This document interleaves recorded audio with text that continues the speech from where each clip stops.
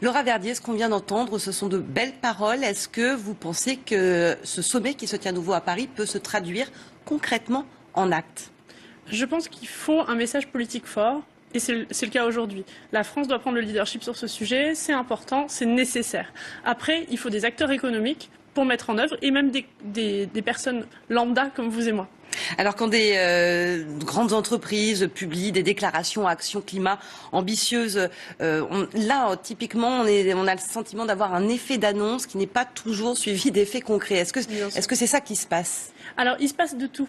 C'est-à-dire qu'il existe du greenwashing, oui ça existe. Il y a aussi des vraies actions concrètes qui sont mises en œuvre. En fait, ce qu'il faut, c'est arriver à ce que le tri se fasse aussi par le consommateur qui fait des choix, qui choisit, qui sanctionne les actions qui ne sont que du greenwashing et qui aussi favorise ceux qui vont vraiment dans la bonne direction parce qu'il y en a. Comment est-ce qu'on peut mettre les investissements des grandes entreprises au service de la transition énergétique? Est-ce que ça passe aussi, c'est un petit peu ce que disait implicitement Bruno Le Maire, par des contraintes financières réelles? Oui, il faut des contraintes, il faut du suivi. C'est-à-dire qu'il faut un suivi des investisseurs, dans quoi ils investissent, comment ils investissent. On a entendu parler des bailleurs de fonds, tels que la Banque mondiale, qui est là au centre de ce sujet-là. Depuis des années, ils investissent sur des sujets, mais parfois de manière un peu illisible, en fait, où il faut donner de la lisibilité sur les projets, tout simplement. Beaucoup de pays pollueurs ne sont pas présents à ce sommet. Ça montre une écologie à deux vitesses. Ça montre surtout, on a eu l'écueil de Kyoto, qui a montré clairement que l'absence des grands pollueurs fait l'échec politique. Je pense qu'on a appris de ces erreurs et c'est pour ça qu'aujourd'hui ce sommet est majeur. Majeur parce que ça montre que la France veut prendre le leadership et qu'on veut surtout emmener tout le monde avec nous. Il faudra emmener tout le monde. C'est-à-dire que si on y va seul, on n'y arrivera pas. La planète, elle est à tous. Et s'il manque les USA, parce qu'on parle d'eux, il manque le principal acteur. Alors tout à l'heure, Pascal Canfin disait que certes, il manquait les États-Unis, en tout cas le versant politique, la Maison-Blanche, inspirée par Donald Trump, mais qu'en revanche, pour ce qui concerne le monde de l'entreprise, d'ailleurs, on voyait une grande conversation entre Bill Gates et Emmanuel Macron. Là, ça allait dans le bon sens. C'est juste, c'est ce que je vous disais tout à l'heure. Les acteurs économiques, les citoyens sont au cœur de la machine. C'est-à-dire que, oui, l'action politique donne la direction. Après, c'est à chacun, acteur économique, entreprise et citoyens, de faire bouger les choses. Suite aux déclarations de Donald Trump de sortir de l'accord de Paris, on a eu des très grosses initiatives américaines, de sociétés américaines qui, au contraire, ont pris la parole pour dire nous, on reste. Et je pense que c'est ça. Tant qu'on emmène tout le monde, on y arrivera. Très concrètement, pour limiter cette hausse de la température en dessous des 2 degrés, qui était une des contraintes, quelle est la priorité, l'urgence là maintenant? L'urgence là maintenant, c'est la prise de conscience. Déjà. C'est-à-dire comme j'ai l'impression que ça fait des années qu'on doit prendre conscience. Ben, pas vraiment. Je pense que le grand public, moi ça fait des années que j'exerce dans ce métier-là, au début il fallait le convaincre, aujourd'hui il soutient cette initiative.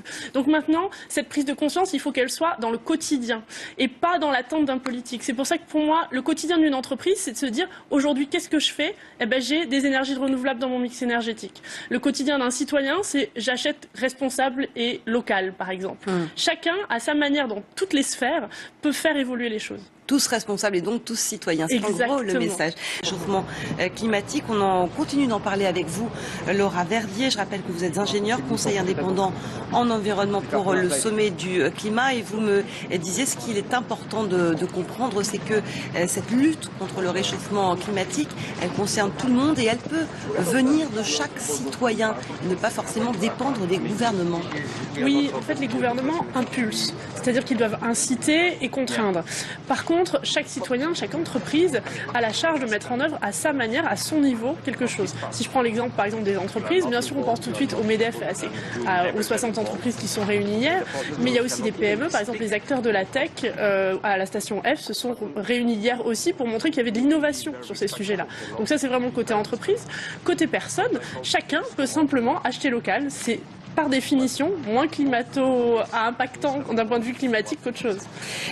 Quand on parle quand même de climat, on a le sentiment qu'il y a un décalage systématique entre les paroles et les actes. Est-ce que là, réellement, vous percevez, vous, au quotidien, une réelle volonté d'avancer et d'abord d'avancer financièrement?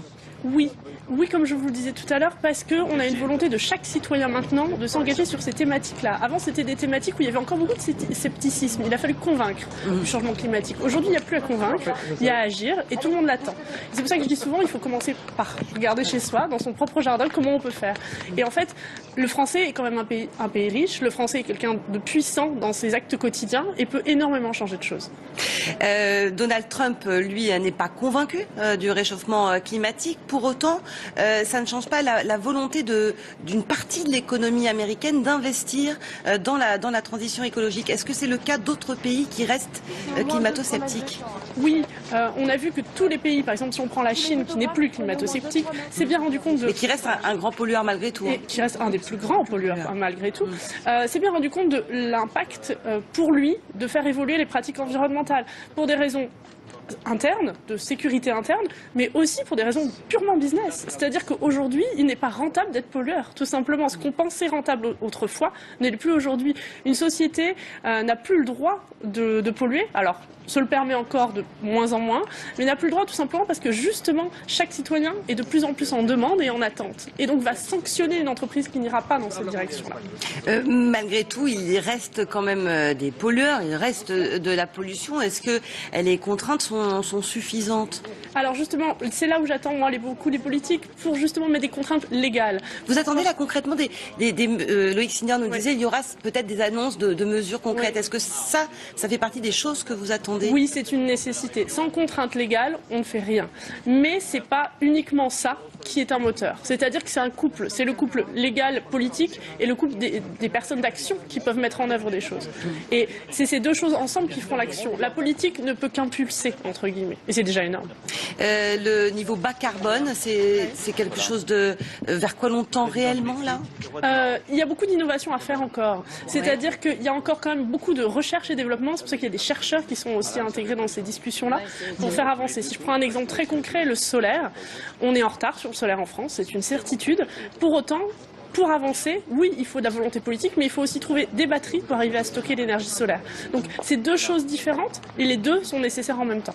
Sur quel domaine la France doit encore progresser en termes d'innovation? Vous parliez du solaire où on était visiblement en retard. Est-ce qu'il y a d'autres domaines où la France est en retard? Je vous dirais qu'on a besoin de progresser dans tous les domaines sur ces sujets-là et que toutes les énergies dans tous les sens seront utiles. C'est pour ça que je vous parlais justement d'innovation dans le sens de la technologie, du monde de la tech, parce qu'en fait, plus on cherchera et plus on trouvera des solutions de demain. Donc il faut vraiment les chercher. Quand on parle de retard, on se situe sur quelle échelle par rapport à d'autres pays? Quels sont les pays les plus avancés sur ce domaine-là? On a toujours tendance à parler des pays scandinaves. Oui, c'est d'ailleurs ce que j'allais vous citer. Voilà, c'est surtout à cela qu'on pense. Mais vraiment, en France, moi j'ai tendance à être très fière de la France. On a énormément de choses qu'on met en place. Et il y a énormément de technologies qu'on met en œuvre, et il y a beaucoup de recherche, et il y a beaucoup d'innovation. Donc oui, les pays scandinaves ont mis des choses en place. Aujourd'hui, la France est leader sur ces sujets, et c'est très très bien. Quand Emmanuel Macron dit qu'il faut une mobilisation beaucoup plus forte pour contenir la hausse des températures sous le seuil de 2 degrés, on est encore très loin de l'objectif? Aujourd'hui, on n'est pas aux 2 degrés. Aujourd'hui, on est au moins à 3 degrés. Ça, c'est prouvé. Toutes les recherches qui ont été faites... Et là, on court à la catastrophe si on maintient ce rythme-là. Ah bah oui, on va dans le mur, comme on dit. Et à quelle échéance? Alors, on dit souvent la fin du siècle, pour avoir une idée. Le problème, c'est que le climat évolue, les recherches évoluent aussi, et donc les connaissances, par exemple, du groupement comme le GIEC, sont des connaissances qui sont évolutives. Ce qui est certain, c'est qu'on va pas dans la bonne direction. Donc c'est pour ça qu'il faut des volontés politiques pour redresser la barre, et très fortes, et des actions, parce que les volontés politiques ne suffiront pas, des actions très locales pour avancer. Merci beaucoup Laura Verdier. Fatalité, ce sont effectivement les mots d'Emmanuel Macron. Laura On ne peut pas dire qu'on ne savait pas. Maintenant, on sait. Exactement. Effectivement, ça a changé depuis 20 ou 30 ans et effectivement, aujourd'hui, tout le monde est au courant de la situation, à part quelques climato-sceptiques qui font de la résistance. Laura Verdier, est-ce que c'est vrai que rien n'a avancé concrètement depuis 2 ans et depuis ces accords de Paris? Vous l'avez constaté, vous? Alors, il y a des choses qui ont avancé. La prise de conscience. On parlait des entreprises. Il a beaucoup parlé des entreprises. Et il y a un terme anglo-saxon qui définit tout ça. Ça s'appelle le license to operate. C'est une terminologie américaine qui dit clairement, si on veut continuer à vivre dans la société dans laquelle on vit, dans le monde dans lequel on va vivre, on est obligé d'agir sur les thématiques environnementales. C'est une thématique que je n'ai pas inventée et qui est assez ancienne, mais qui aujourd'hui prend tout son sens parce que les entreprises ont pris conscience depuis COP21 du fait qu'il fallait bouger. Après, le problème, c'est le temps politique dont il a parlé, le temps de l'industrie dont il a parlé pour mettre en œuvre. C'est pour ça qu'il faut des actions politiques fortes. Là, on est en plein dans l'action politique forte pour dynamiser. Après, aux acteurs économiques de se saisir et surtout de se saisir des financements qui vont réussir à être débloqués, je l'espère, grâce à ce sommet. Des acteurs économiques qui doivent donc se bouger concrètement, mais qui l'opèrent déjà d'une certaine manière, même si c'est pas toujours concret, parce que ça commence à devenir plus rentable d'aller dans le sens de l'écologie. C'est ça qui est nouveau, vous avez raison, il y a des initiatives, il y a des grosses entreprises, hein, et puis surtout beaucoup d'initiatives privées, des gens qui disent, eh bien voilà, moi je vais m'investir là-dedans parce que c'est l'avenir, parce que il faut le faire, et également c'est une source de profit. Ça permet d'embaucher les gens. Il y a des nouveaux métiers. J'étais hier à Lorient. À Lorient, eh bien, on va construire une base énorme. Vous voyez, Lorient, des difficultés avec la pêche. Eh bien, il y a une mutation qui est en train de se faire à Lorient. On va faire une grande base de maintenance des éoliennes marines, qui sont des engins de 150 mètres de haut avec des pales 75 mètres de diamètre. C'est une nouvelle technologie. Vous voyez, il y a toute une mutation et les gens, à la ville de Lorient, en sont conscients. C'est le cas de Brest aussi et d'un certain nombre de ports. Les pêcheurs, maintenant, se disent, eh bien, on ne va plus être les agriculteurs de la mer, en raison de la raréfaction des sources, eh bien, on va commencer, on fait le même métier, c'est la mer. Nous, il y aura des éoliennes, il y aura des pêcheurs, il faut que l'on travaille ensemble. Et ça me semble nouveau comme regard, au lieu de dire, les pêcheurs, allons, pas d'éoliennes. Non, pas du tout. Elles seront là, de toute façon. On en a besoin. Ce genre d'initiative quasiment citoyenne, c'est nécessaire, hein, ce que vous nous dites. Oui, et le changement vient aussi du changement de génération. C'est-à-dire qu'en fait, c'est plus les mêmes acteurs qui commencent à être aux manettes. Et tout simplement, on a une évolution des mentalités, des connaissances. Comme il le disait très clairement, on ne savait pas avant. Aujourd'hui, on le sait. Les générations actuelles qui rentrent sur le marché du travail le savent et sont investies sur ces thématiques-là. Donc oui, on avance parce que tout le monde a envie d'y aller. Pas que les politiques, pas que les entreprises, mais chaque citoyen. Et comme je vous disais tout à l'heure, chacun à sa portée, à la capacité de changer le monde. Et c'est ça qui est extraordinaire aujourd'hui. On est en train, chacun d'entre nous, de créer la société de demain. Loïc Signor, vous avez suivi